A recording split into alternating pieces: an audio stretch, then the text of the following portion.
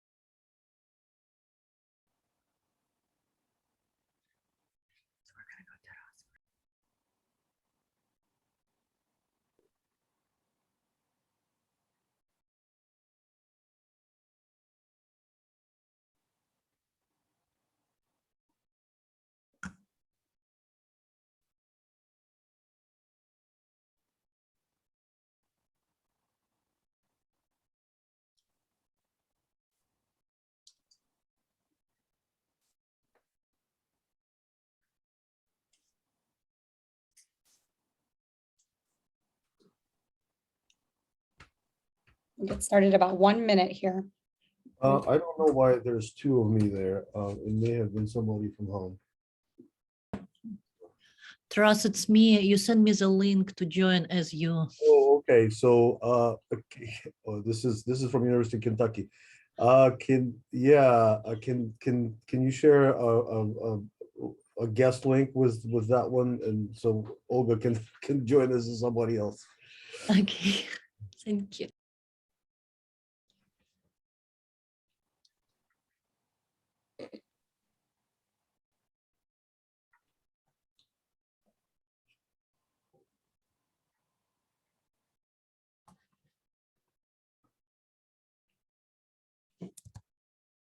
Okay, I'm going to kick it off and get us going here. Good afternoon and welcome to our office hours presentation of Crisis in Ukraine. My name is Amy Oland. I'm the Assistant Director of Professional and Continuing Education here at Oakland University. And I'm going to go over just a few housekeeping items before we get started here. Attendees will remain muted throughout the discussion, but if you have a question, please type it in the Q&A box at any time, and it will be answered time permitting. Questions can be submitted anonymously. If you would like to view closed captioning, please click the three dots next to more at the bottom of the Zoom window and click show subtitles. This presentation is being recorded and we will send it out to attendees next week. I'm going to kick it over to Dave Dulio, Director of the Center for Civic Engagement here at OU, to formally get us started. Thanks very much, Amy. Welcome to another edition of our Civic Engagement Office Hours series. If you have attended before, welcome back. If you're new to office hours, you should know that this is a collaboration between the Center for Civic Engagement, the OU Alumni Association, and our Office of Professional and Continuing Education. One of our goals with the office hours series is to demonstrate the expertise of OU faculty to both campus and community, and we'll certainly do that today with three of my political science colleagues, as well as two special guests. Now, today is a special edition of office hours for a couple of reasons. First, we didn't plan it in advance. But with Russia's invasion of Ukraine, we thought it important to tap into our experts who have specialties in topics like international conflict, international relations generally, and foreign policy. In particular, Cristian Cantir, Paul Kubicek, and Pete Trumbore are our featured faculty experts. I'm going to skip detailed introductions of them to save some time, but suffice it to say that they each can speak to these important issues related to this conflict based on their scholarly training and expertise. Indeed, you may have heard them in TV or radio interviews in the last couple of weeks. They've really been everywhere talking about the war in Ukraine and their analysis of it. Second, as I mentioned, we'll welcome two special guests, both of whom have personal ties to Ukraine. Donna Voronovich is a special lecturer in art history here at OU, and she's going to serve as our moderator. But first, Taras Oleksyk is a professor in our biology department and is going to set the stage with some brief opening remarks. Over to you, Taras, and thanks for being here.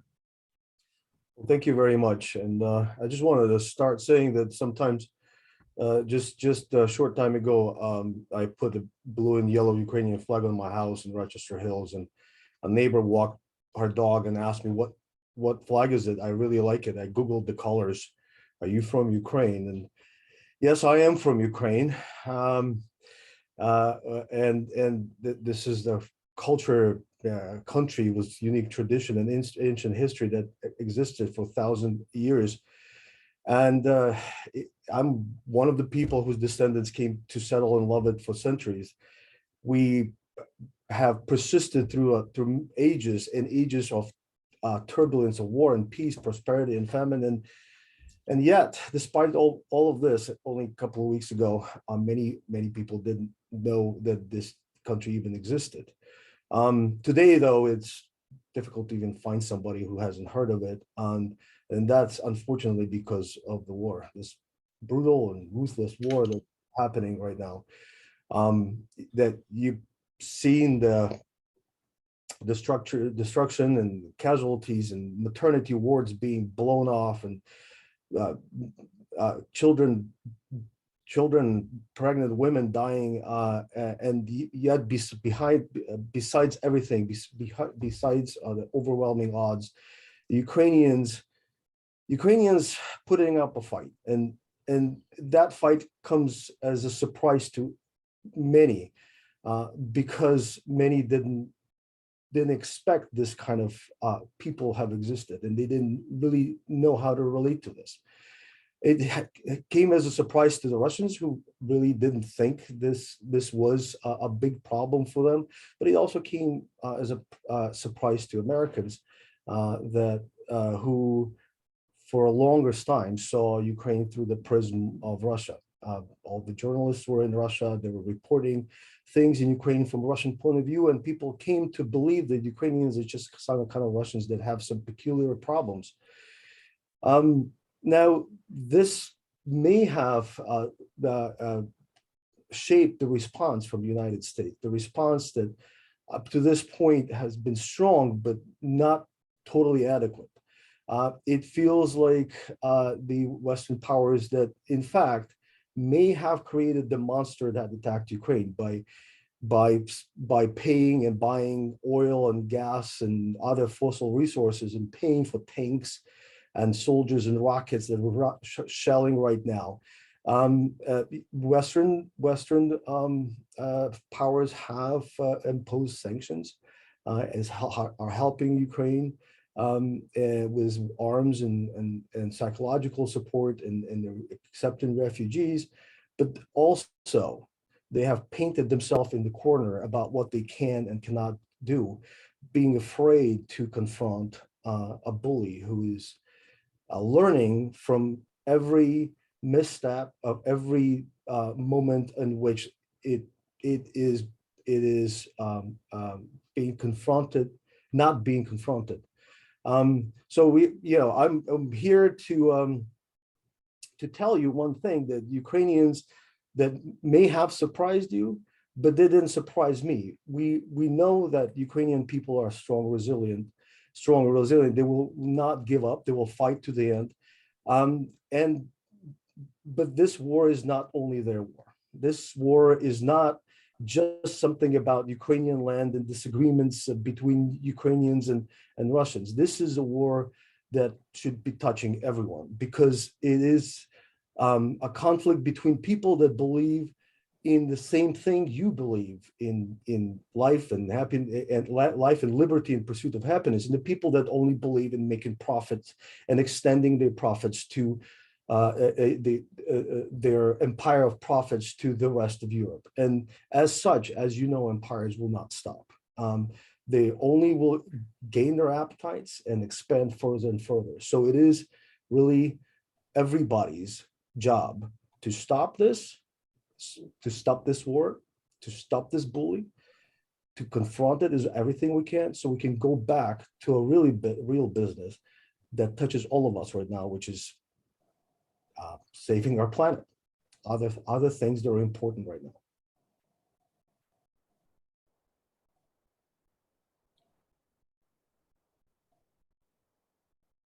We are going to expand upon in the questions that follow with our panelists here. So thank you, panelists.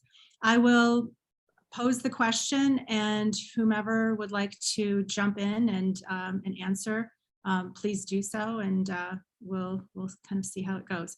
We are planning on reserving about 25 minutes or so at the end of this session for questions from the audience. So we have many questions here that we've come up with ahead of time. We'll be able to just scratch the surface. So the first question, what is behind Putin's desire to invade Ukraine? Does he want to recreate the Soviet Union? Does he want to recreate the Russian Empire? Or is it something different?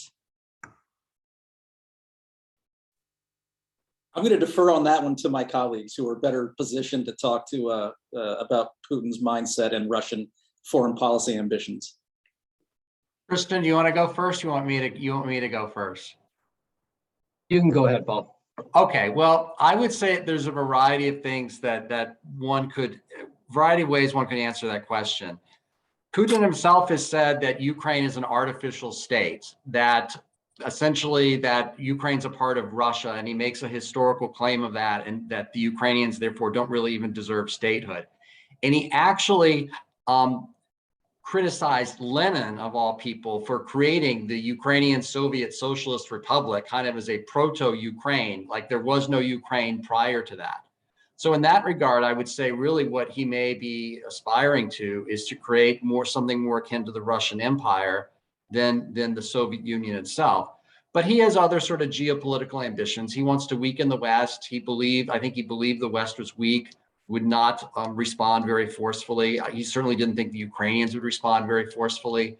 And there's also an argument out there that I think is rather persuasive, that Ukraine as a fledgling democracy, a flawed country in certain ways to be sure, but nonetheless, certainly people there are freer than they are under Putin's Russia, represents some sort of existential threat to Putin, because it shows that people can live in a rather democratic country right next door to him. Ukraine's seen upheavals.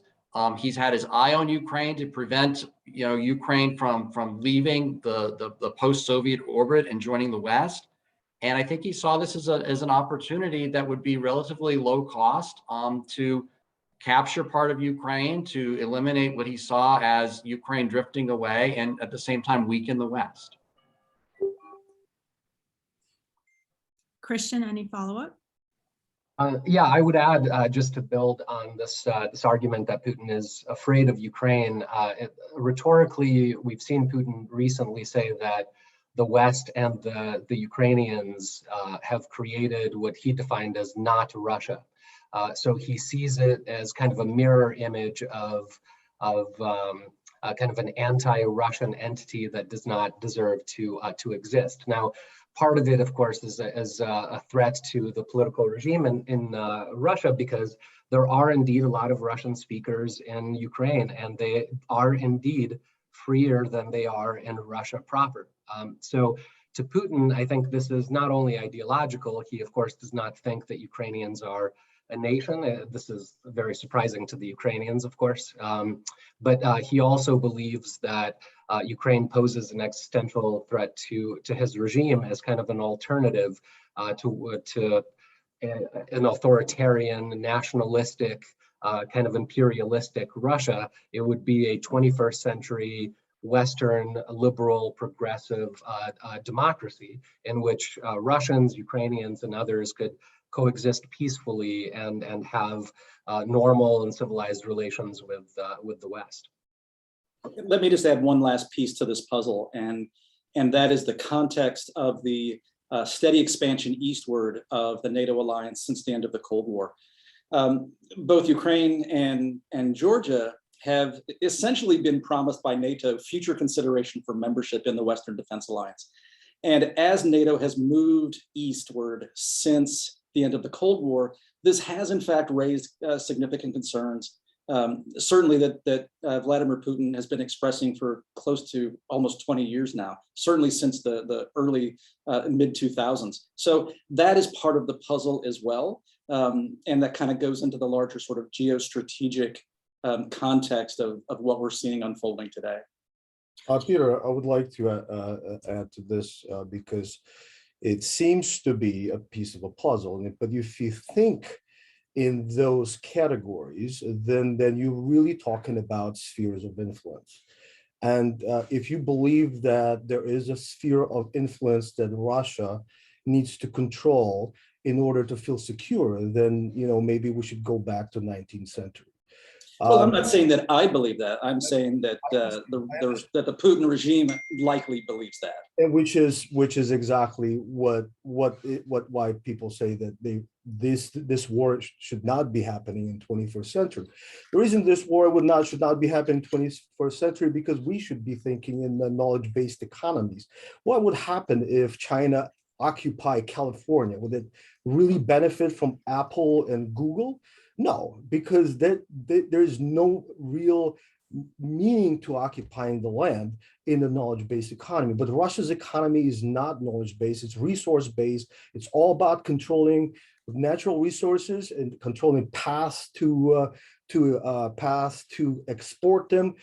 We actually enabled them by buying this out and being silent and saying, okay, you can have this as long as you don't kill too many people.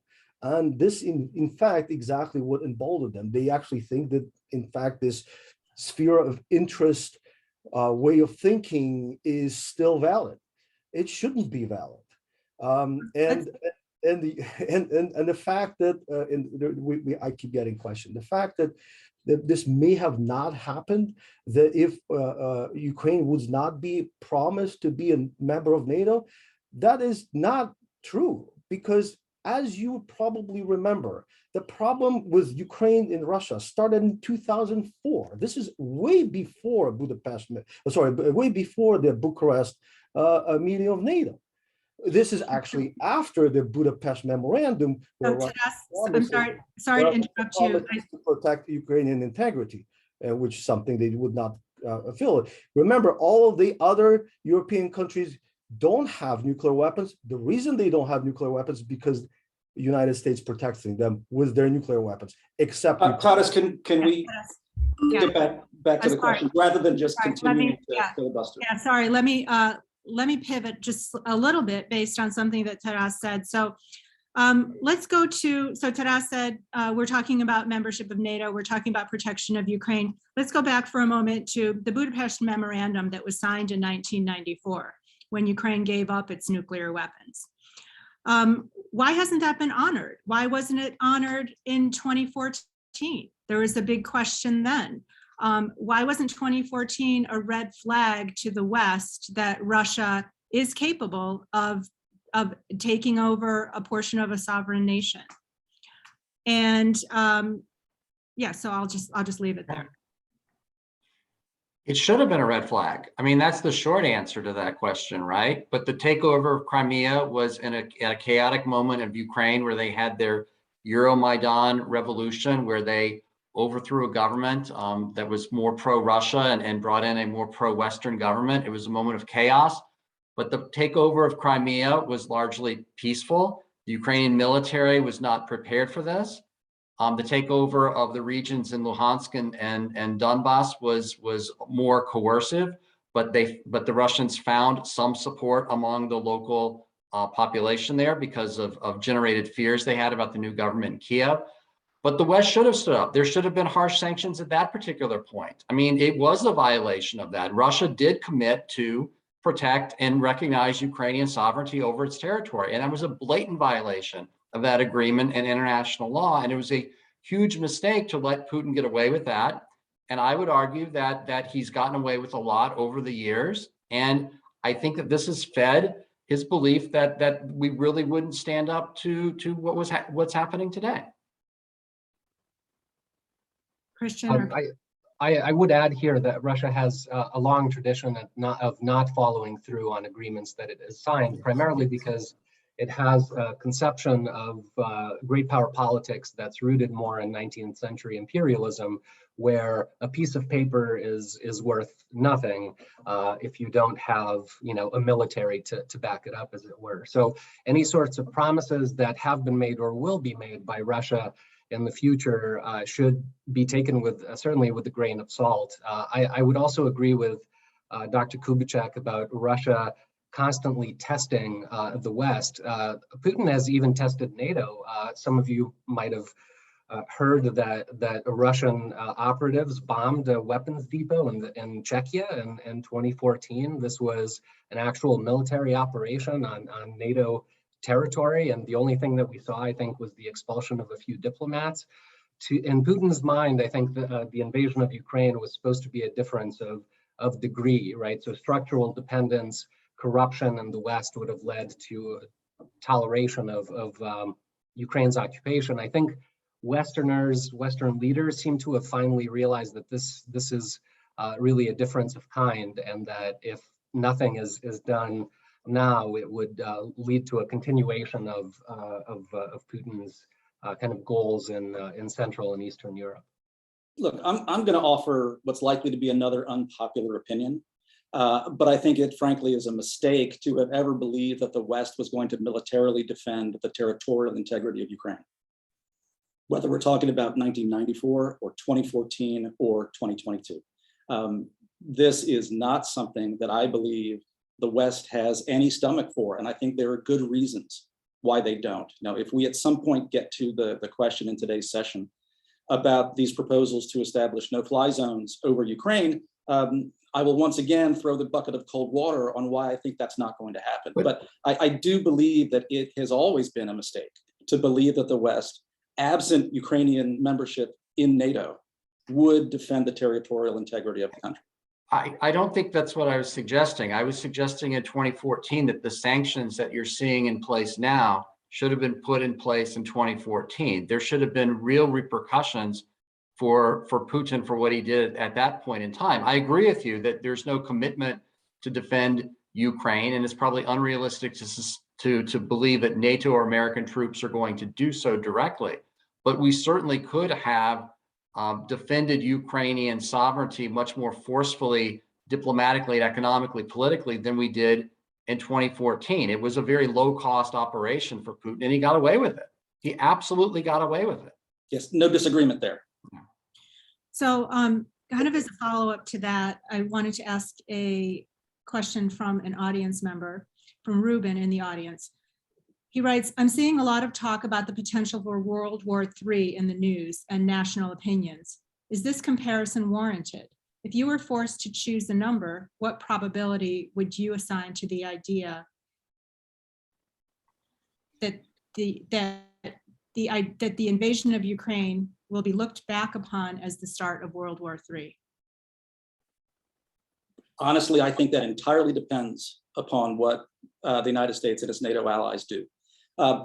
Unless Putin makes the disastrously poor decision to extend the war beyond Ukrainian territory and onto the territory of one of the NATO allies. I think if the conflict stays contained to Ukraine, I think the odds of that are pretty remote. I'm not willing, because I think it's a mistake for political scientists to pretend that we can do prediction.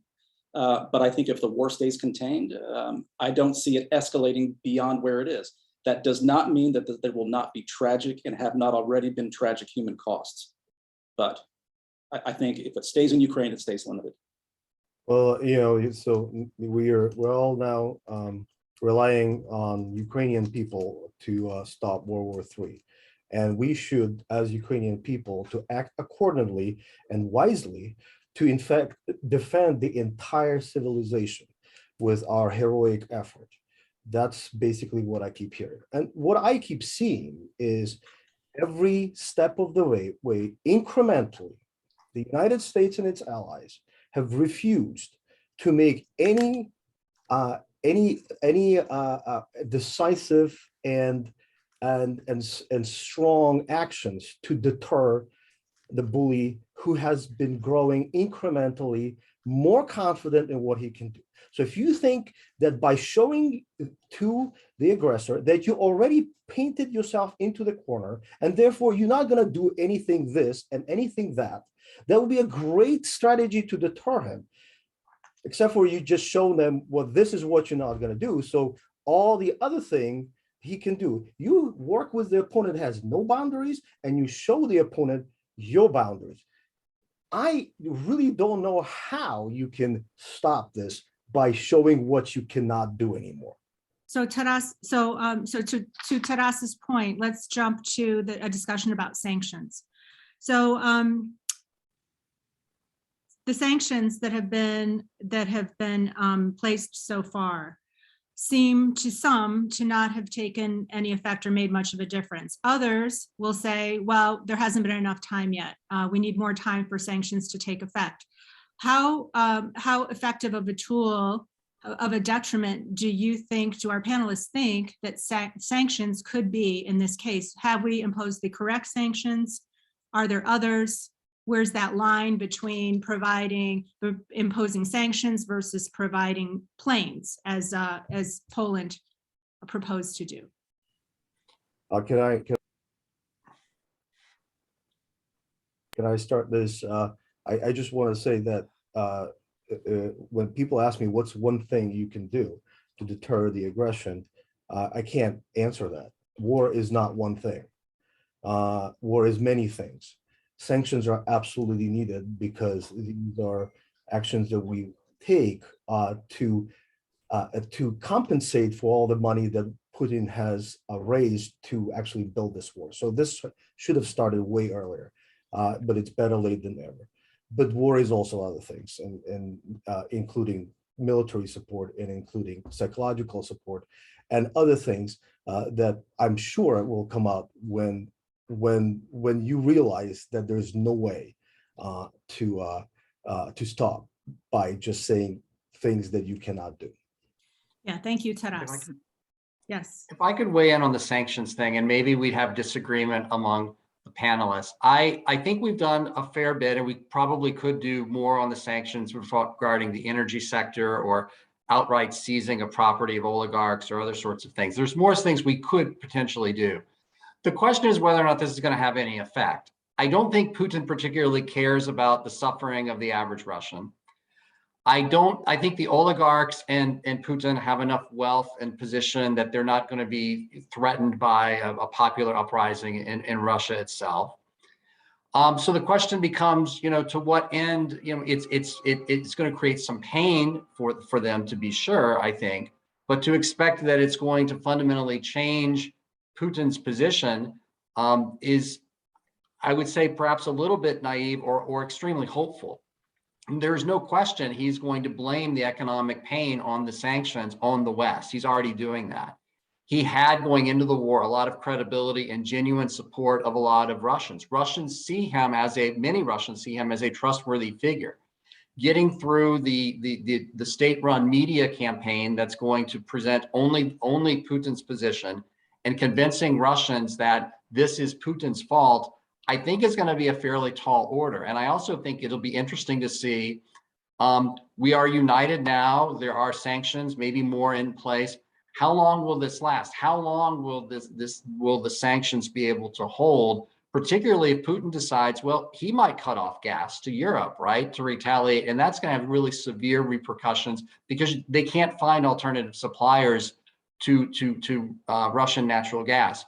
We cut off the oil, that's really a small, we're not a small major consumer of Russian oil, but it's the gas pipelines to Europe that really, I think, are the crucial element here. And in that sense, I think Putin has a lot of leverage and we don't, but others may disagree. I could talk about sanctions for, the next 2 hours. The economic sanctions are going to hurt. They do hurt. They are not going to end the war. And that is asking too much of a sanctions regime. The reality is that sanctions have limited utility in terms of producing big outcomes like this. Sanctions also will not likely lead to the ouster of the Putin regime. We have seen that in the past, that sanctions that have been intended to lead to a country getting rid of a leader that we don't like has not produced that result, whether we're talking about Fidel Castro or Saddam Hussein. That said, they are a tool that states, including the United States and our allies, rely upon when we need to demonstrate, both to our own domestic publics, but also to the international community, one, our strong opposition and our determination to do something, but also, and here's the key point, to limit the risks of escalation. into a conflict that we don't want to get ourselves deeply embedded in. So sanctions are a tool to limit that escalation while still demonstrating disagreement, resolve, and so on. I'd like to add here that I agree. I don't think sanctions will help Ukraine in the short term. This is asking a lot of sanctions. The only thing that will help Ukraine in the short term is additional military and humanitarian aid to resist Russian invasion. That's the only thing that can help Ukraine right now in the next few weeks or a few months. What I think sanctions will achieve, and this is not necessarily something that Ukrainians care about for the long term, but I think in the next few years, what sanctions are going to achieve is reduce structural dependence on Russian businesses and on the Putin regime in the West. Putin has systematically, for the last 20 years, taken over and exploited vulnerabilities in things like lobbying rules. There was a recent New York Times article revealing how US-based companies, investment companies, lobbying groups, and so on are hiding billions of dollars of oligarch money. Some of these sanctions will help reduce and eliminate dependence on Russia, which I think is a net positive for the West. It is not a net positive in the short term for Ukraine. Look, the reason that we often argue that sanctions don't work is that sanctions take a long time to have meaningful effect. And if you are looking for a quick resolution, then sanctions are not the tool for you. That's just the bottom line. Is it fair to say, Pete, that the only real effective sanctions regime was that against apartheid South Africa, and that took several decades? I think that's fair. Yeah. But also you have to remember how controversial that was within the United States, how long it took the United States government to get on board with a meaningful sanctions regime against apartheid South Africa. So, yeah. So speaking of meaningful sanctions, one more issue that's been raised recently is that at the same time that this war is waging in Ukraine, we have the Russians and the Americans sitting down with the Iranians negotiating the Iran nuclear deal. And there's been some suggestion that the sanctions that are being placed by the West are simultaneously being undone by negotiations in the Iran nuclear deal. Of course, that's hearsay. Any comments on that? I have not seen that report. What I would say is that would not be a surprise to me.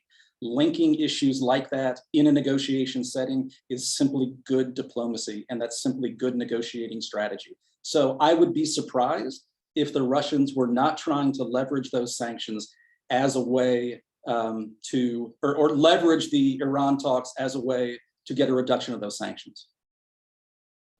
I would add that so it's not only Iran, but it's also China. What I think Russia is realizing is that it's also fairly dependent on the West and is trying to kind of restructure its economy toward other countries, Iran, China, and so on.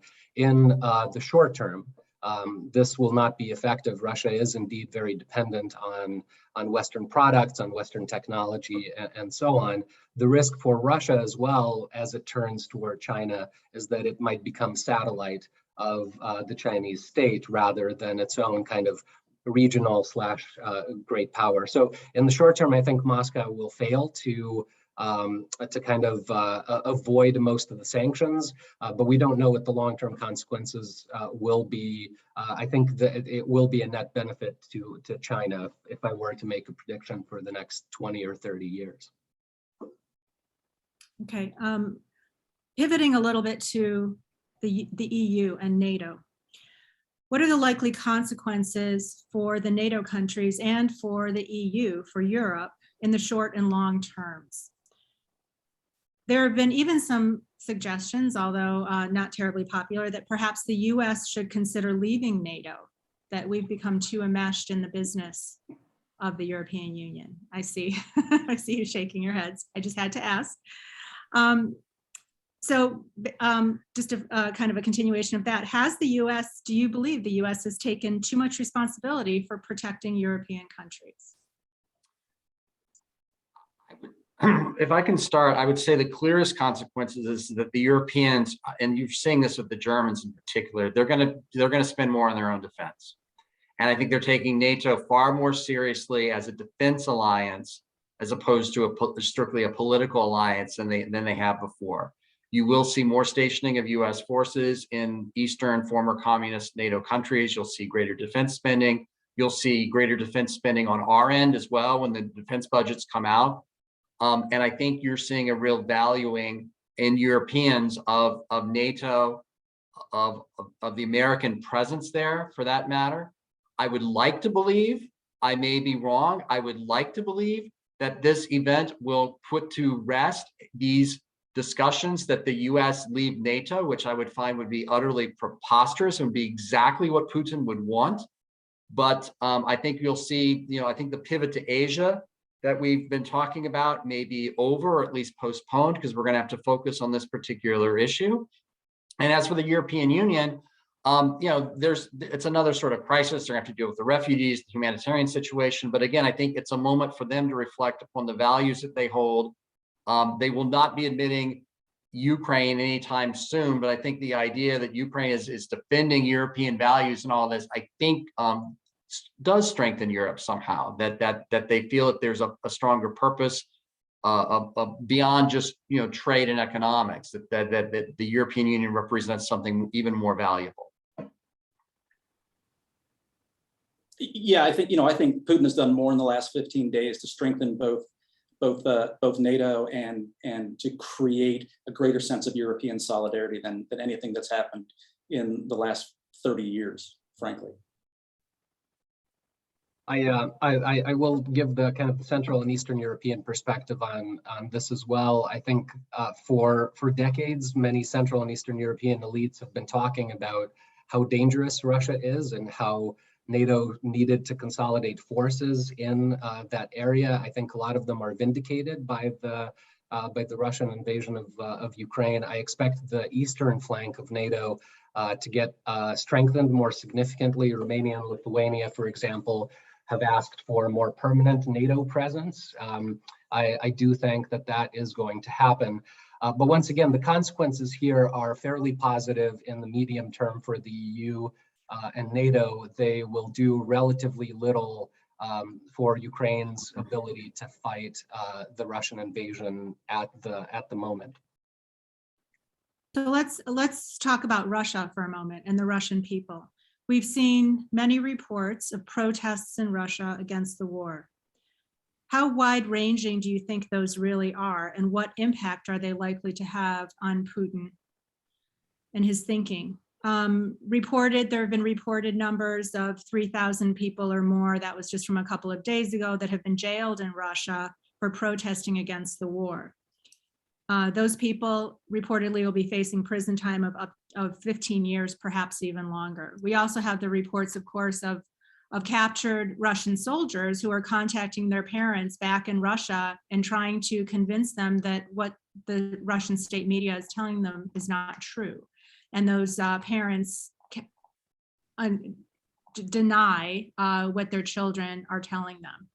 So what do you think the likelihood is that the Russian people will actually learn the truth, and what impact might that have?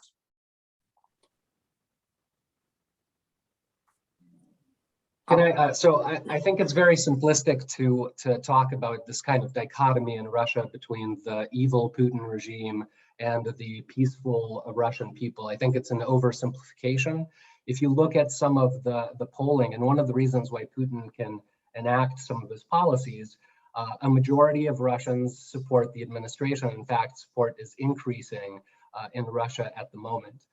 In the last week, the amount of nationalist hysteria that you see in Russia, on Russian media, the social media accounts and so on is absolutely terrifying. I think what's important to understand is that Putin stays in power with some degree of public support. Now, this is, of course, a result of a number of different phenomena. For decades, Putin has systematically eliminated any form of political opposition or any form of independent media. This has allowed him to control the information space and essentially brainwash a lot of people. But I do think that many Russians indeed know what is happening and agree with what is happening. It's not Putin who's driving all of those tanks or shelling the maternity ward in Mariupol. I think there is some degree of moral responsibility here that we need to discuss. I'm not talking about collective guilt, but I don't think that we can make this kind of blanket statement that the Russian people are against this war. That is simply empirically not true. And in the medium and long term, I think it's an important discussion to have. The invasion of Ukraine, I think, has created kind of a trauma that I think a lot of Russians will have to kind of talk about for decades, if not centuries. So it's important to not make this kind of dichotomous distinction. I think there is some moral responsibility there and some popular support. I tend to agree that there is support for the war. I mean, as I said, Putin was viewed as a trustworthy figure, and so the media narrative that he stitched together over a period of time, I might add, may be convincing to many Russians. And I think I applaud the brave Russians that are out there demonstrating against the war at great cost for them, at great cost. But to believe there's going to be a popular uprising in Russia itself over the war and how that's going to play out, I don't see that.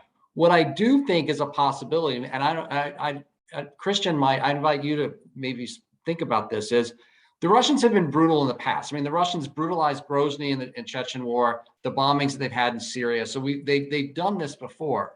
But I am waiting to see if there is a point where those Russian troops, there's been talk about morale and these sorts of issues, as the fighting gets worse, and it's going to get worse, and as the humanitarian situation gets worse, and sadly it's going to get worse, whether you think you might see defections or other sorts of problems in the field where the Russians say, it's one thing to bomb Aleppo maybe, but it's, or reduce it to rubble, but we're not going to do that to Kiev. I mean, do you think that's possible? I guess I'm posing that question to Cristian, maybe to Pete as well. I think there is and there have been some kind of informal defections by Russian soldiers who have just abandoned tanks and kind of run off into the forest. I don't think that we would see something of the scale that we saw during World War I when the Bolsheviks were just bleeding hundreds of thousands of soldiers who are just quitting and leaving the front. Part of it is because I think a lot of these soldiers are afraid of what's going to happen to them or their families back in Russia. But again, I think the impression that Russian soldiers have no idea what's going on and had no idea that they were going into Ukraine. That might have been true in the first day or two of the invasion with some soldiers. It is no longer true.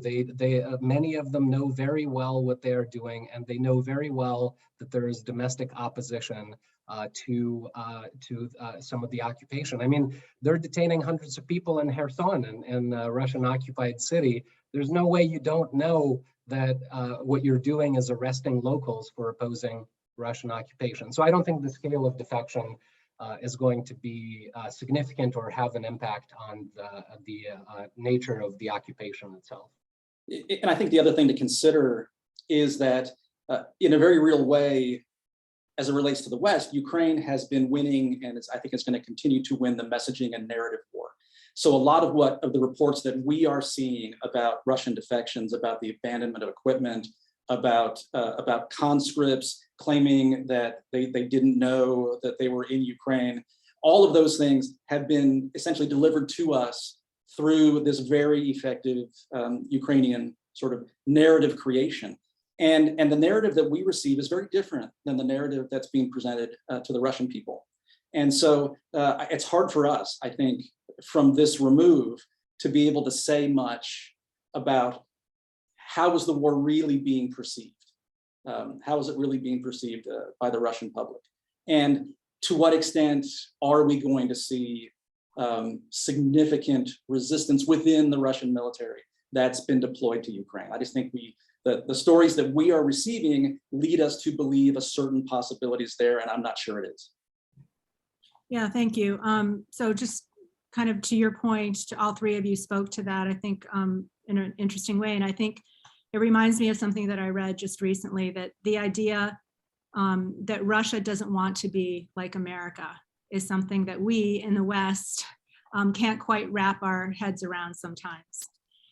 So moving on, the Russian army's willful and deliberate attacks on civilians in Ukraine constitutes war crimes. And many such instances have been documented. What are the consequences to Putin of violating the Geneva Conventions, if there are any? There aren't any.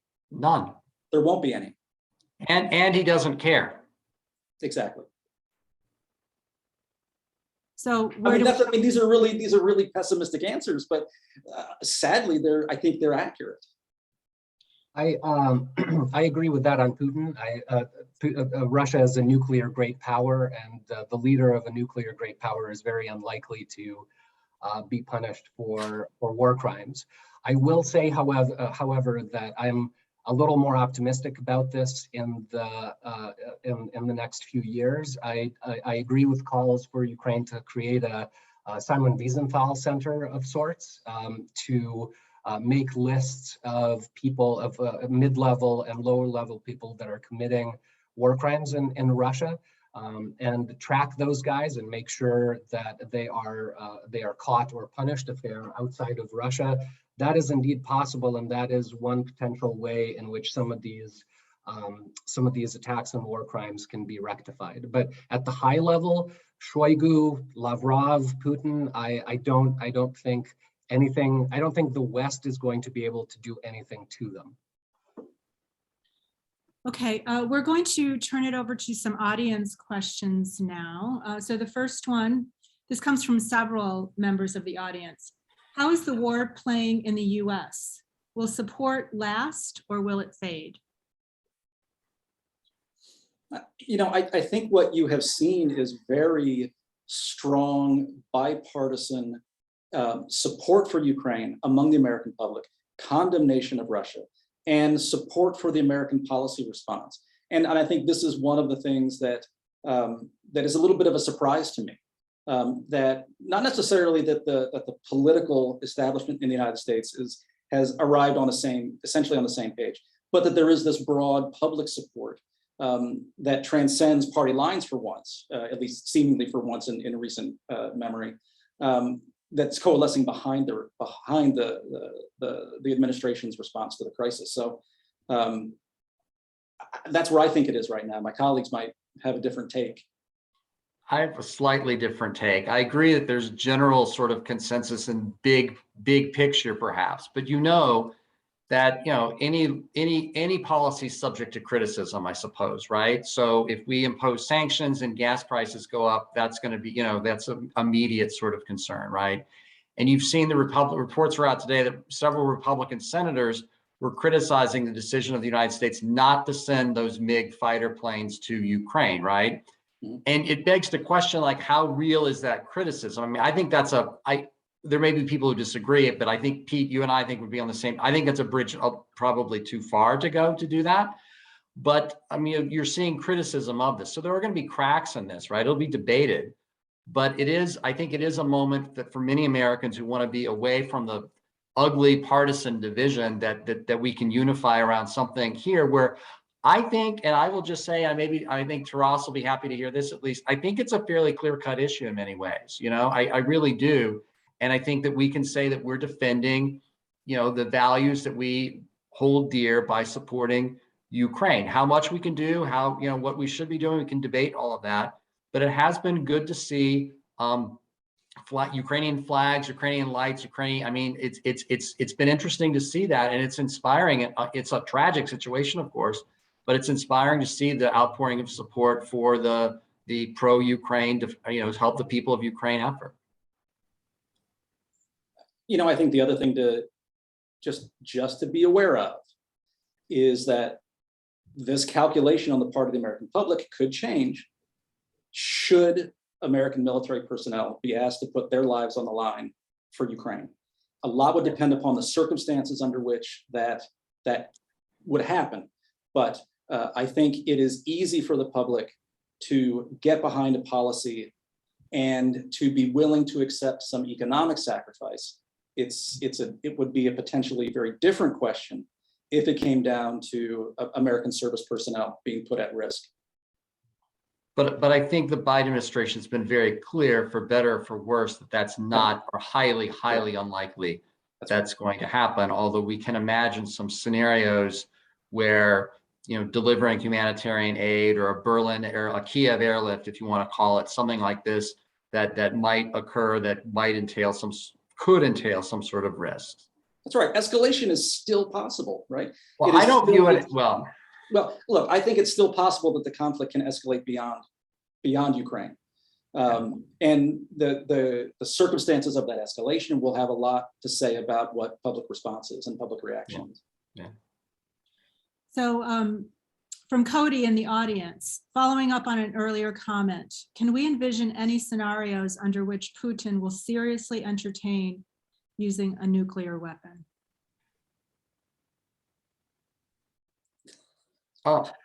Can I answer that and deflect it to maybe a different question? I would say, as of right now, as the way things are going, again, Pete's provision that it stays within Ukraine, I would say no. If you get beyond that and a tactical nuclear weapon, I would say no. I find that highly, highly unlikely. I think what we need to think about, or we should be thinking about, is what is Putin's possible off-ramp in here? I mean, let's not, how does he get himself? He's got himself in a very bad situation. And there's a lot of people, including myself, that would love to see him squirm and absolutely be punished to the maximum sort of degree. But I think we know that's realistically not going to happen. There has to be some sort of off-ramp where he can declare victory and kind of go home. And you know, he's going to have to get something, right? Whether it's Crimea, whether it's part of Donbass, I don't know what Zelensky will give him. But I think you're beginning to see, at least from reports in the paper today, that the Russians would accept, are not necessarily, at least they say, not interested in occupying, you know, all of Ukraine or much of Ukraine. You know, they want certain limited things. Would we in the West, given the anti-Putin feelings and actions, be willing to give him an out? I mean, I think that's an interesting sort of question there, right? Would we be satisfied with Putin taking a small bite out of Ukraine and he stays in power for the sake of ending the war? I would ask, is it our position, is it our right to even ask that question, put ourselves in that position? Just yeah, so to answer that question, I have a slightly different interpretation than Paul does. I think a lot of the negotiating tactics, so Putin started with kind of this maximalist demand to somehow denazify a country, and then eliminate Zelensky and all of that. And now he's just saying, okay, well, I'll settle for Donetsk, Luhansk, Crimea, and so on. My hypothesis is that this is a strategy to re-escalate the attack on Ukraine as a way to kind of portray Zelensky and others as unreasonable. I also don't think that Zelensky is necessarily going to accept some of these requests, even if he wanted to, right? So we're at a point where he's extremely popular, but I think more than 2 million Ukrainians have had to fled their country. A lot of Ukrainians have seen friends and family die. I don't know if they are willing to somehow compromise with somebody who has done that. There might be pressure on Zelensky from the US. There probably will be pressure on him from countries like Germany and Italy to kind of meet Putin halfway, as it were. But I don't see that going in a kind of a productive direction at the moment. And we're not even talking about the fact that it's really crazy that we're even talking about Putin's demands, right? I mean, this is a regime that invaded a sovereign country, took territory, and is now saying, I'm willing to negotiate, right? But that's, of course, that's kind of a principled issue. Let me add just one point coming back to the question, and then I actually have to go to class and teach, and we'll probably talk about this in my class today, since I'm teaching American foreign policy. Look, this prospect of the potential for the use of nuclear weapons is why so many people are so reluctant to entertain the idea of direct Western military engagement with Russia. The fear of escalation is that once you go down that path, the logical endpoint is the use of nuclear weapons. And despite how emotionally heart-wrenching the appeals for direct military intervention for the United States, for the NATO alliance, despite how heart-wrenchingly emotional those appeals are, I think that in some ways to respond to them is irresponsible given the potential consequences. And I know that's a hard note for me to end my participation on, but I think that needs to be said. Can I? I'll disagree here with Pete. Putin wants to stay in power. He's afraid of losing power. Using nuclear weapons is a surefire way of losing power. So I think it's extremely unlikely that he would use a nuclear weapon. I also want to mention the fact that to Central and Eastern Europeans, when we hear about the idea of concessions with Putin for fear of a nuclear attack, the same logic I think could be applied not only to Ukraine, but the concern is that we're going to hear the same thing about Poland or Estonia or Lithuania and other countries. So I think the logic here, the logic of the risk of a nuclear conflagration is extremely minimal. So I'm actually quite puzzled. I think the US, of course, this might be a remnant of the Cold War. There's just been a lot of, for decades, there's a huge concern that there would be like some sort of nuclear conflict. I think the risk of that is extremely minimal, and I don't think Putin is going to use a nuclear weapon. I think that's extremely unlikely. Paul, do you have anything else you'd like to add before we wrap it up? No, I just say thanks for organizing this, and thanks to all the audience members. I hope that we made some enlightening and informative comments, that they got something out of being here today. So thank you, and thank you for moderating. Thank you, panelists. Thank you, audience members.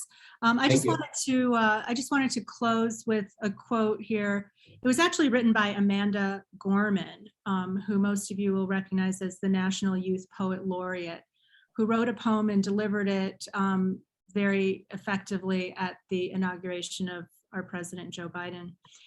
She wrote this in the context of social justice for African Americans and for people of color in this country, but I wanted to read it today because I think it extends to all of humanity, and certainly I think it extends to the emotions of the Ukrainian people right now.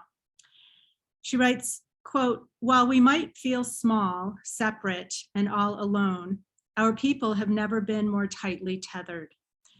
The question is not if we will weather this unknown, but how we will weather the unknown together," end quote.